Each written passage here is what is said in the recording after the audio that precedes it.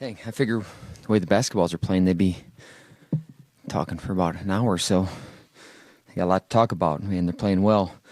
First off, thank Carrie and Jen. They do a ton for that tournament.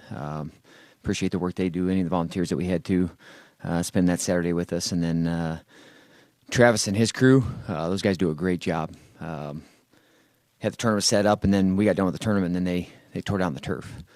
So a lot of people behind the scenes that do a lot to not just help our program, but help the UNI Athletics. I want to thank them for all the hard work they do. Tournament, it was a little bit, I'll say, down in numbers. We ran into finals week. So Big Ten teams said they can't come if they have finals week the next week. So we probably lost, another 80 kids that we would normally have. So it was a little bit down. But, as far as us performing, I'd say usually it's not a great performance for our team this tournament.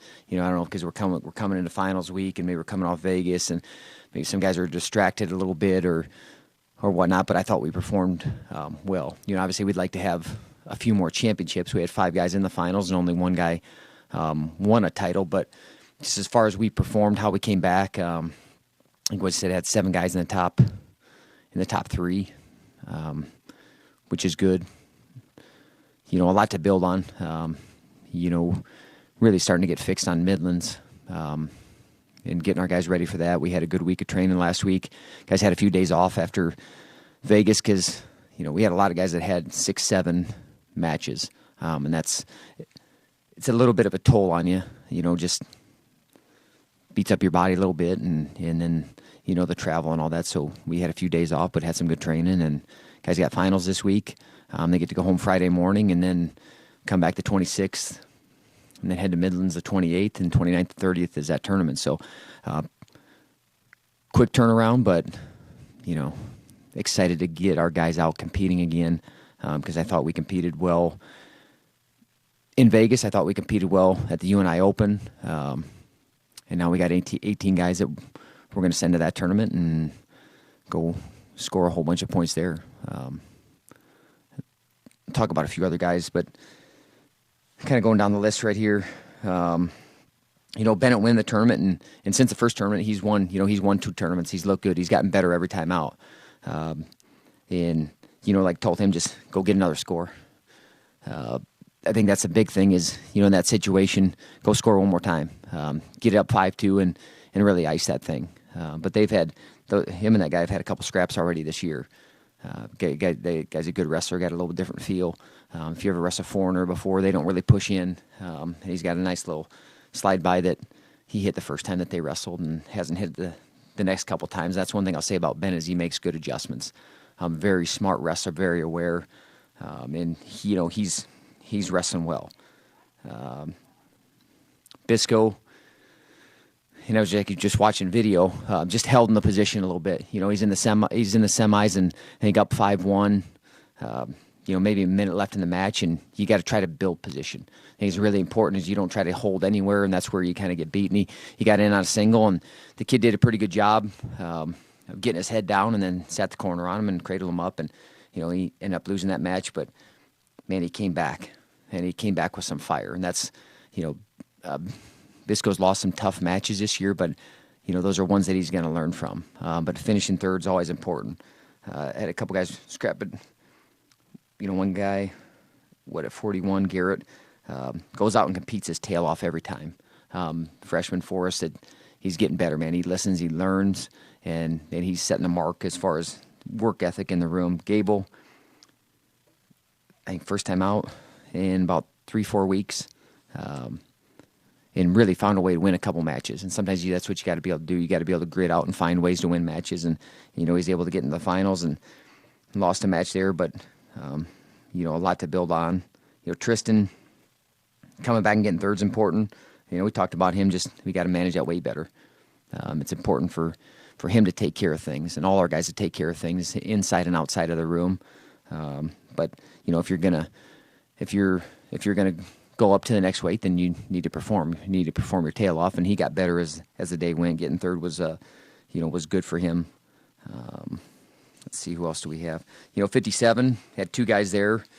Both of them scrapped their tails off.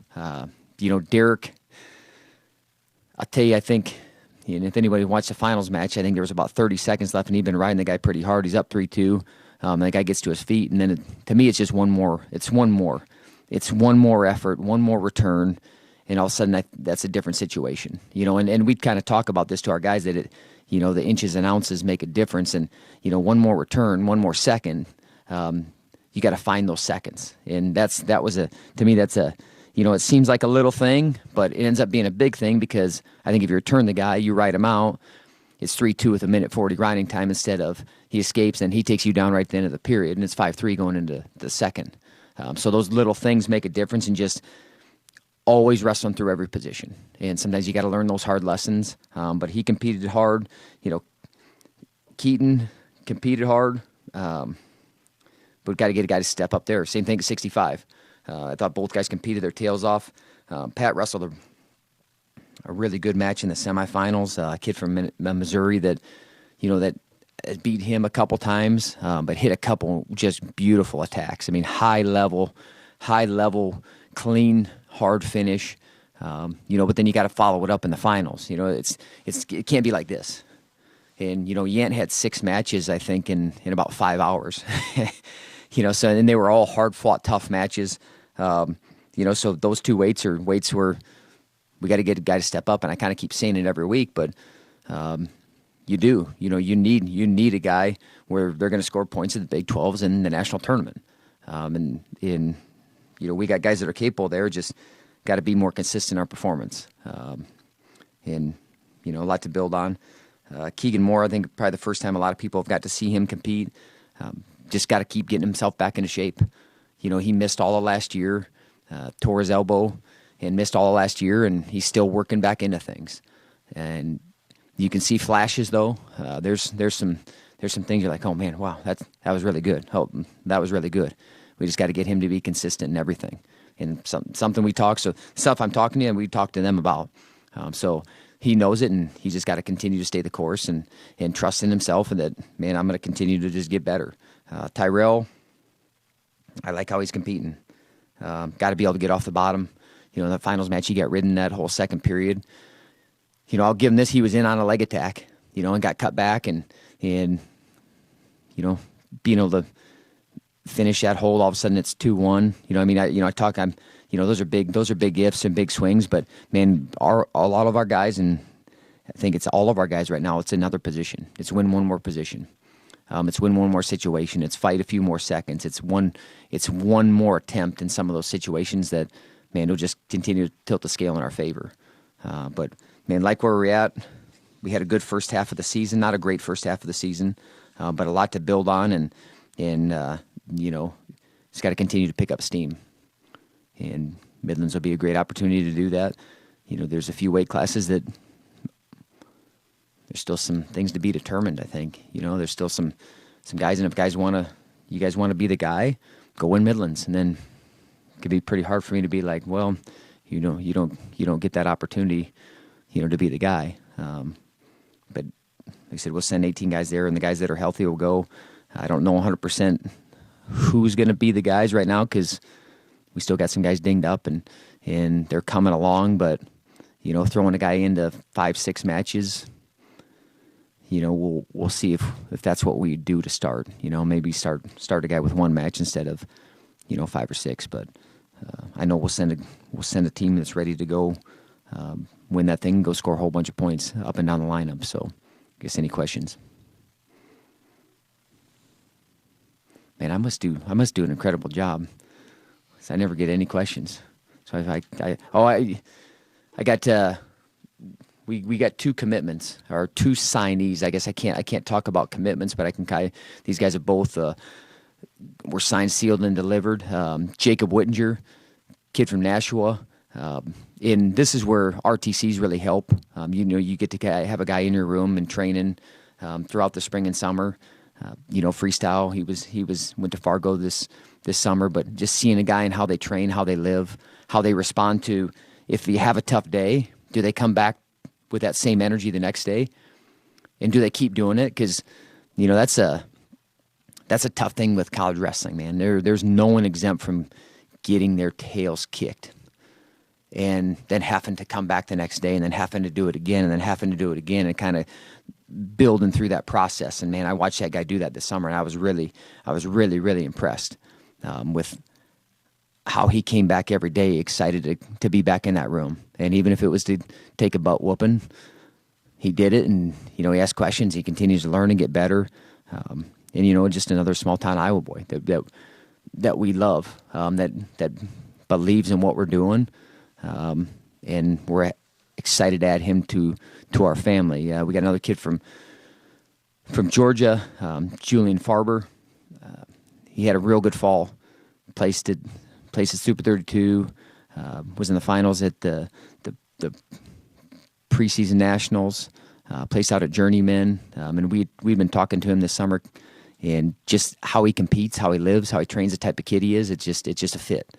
He belongs at UNI, and that's what we're trying to do. We're trying to find the kids that belong. This is the place that they know they need to be and where they want to be. And they have other choices. They can go a lot of other places. It's like, no, that's where I want to be. And he was one of those kids especially after I got to see him compete, and then I got to talk with him. And, then you get him on campus and you get him around the guys, and they're like, man, this is a guy we have to have. So we got him on board, and really excited about the class that we have coming in.